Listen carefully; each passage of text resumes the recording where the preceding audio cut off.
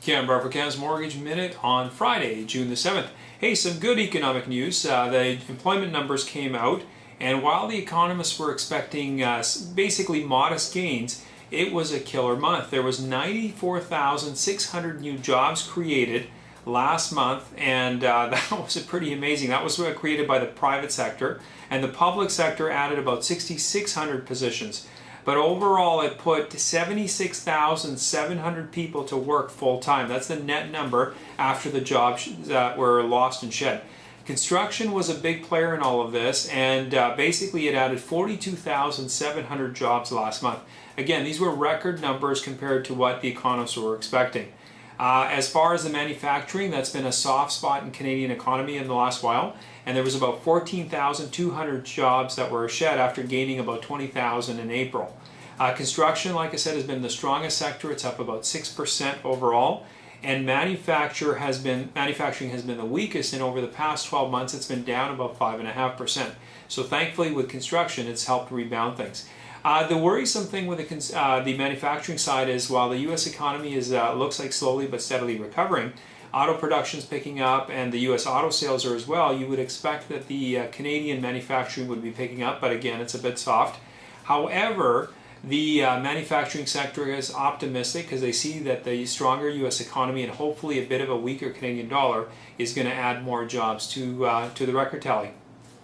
Now, basically the big numbers in May came after a meager increase of about 12,500 jobs a month before. The seesaw pattern of what we've been seeing is that employment saw a plunge of about 54,500 jobs in March, and that wiped out the 50,700 job gain in February. So again, it'll be interesting to see where June goes and how those numbers play out when it's all over, if we're going to be losing a lot of the gains that we just had. Canadian economy overall, according to the government, is up about 1 million jobs. That's new net jobs since the recession began. So that would certainly be a good positive sign.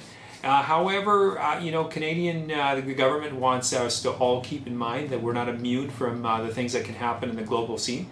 Where in Europe, the record unemployment rates are pretty much the norm these days in a lot of areas. So they're basically saying, look, we could be hit with this too, so we shouldn't be all complacent and sit on our laurels. We've got to keep things moving along on the economy. And on that front, I'd say, hey folks, think about what's happening in the mortgage world, the rules and everything else, but again, that's a whole different topic.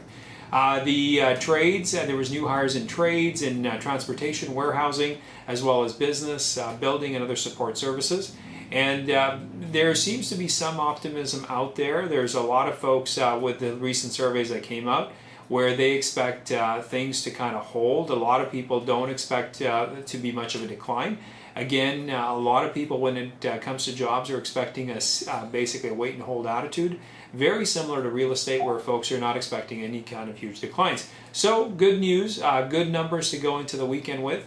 Again, it would keep pointing towards that soft landing we talked about the other day. We need the job economy to stay strong, rates to stay modest where they are, and again, not a lot of other crazy changes out there, which would really upset that housing market, and that housing market generates a lot of those construction jobs we're talking about.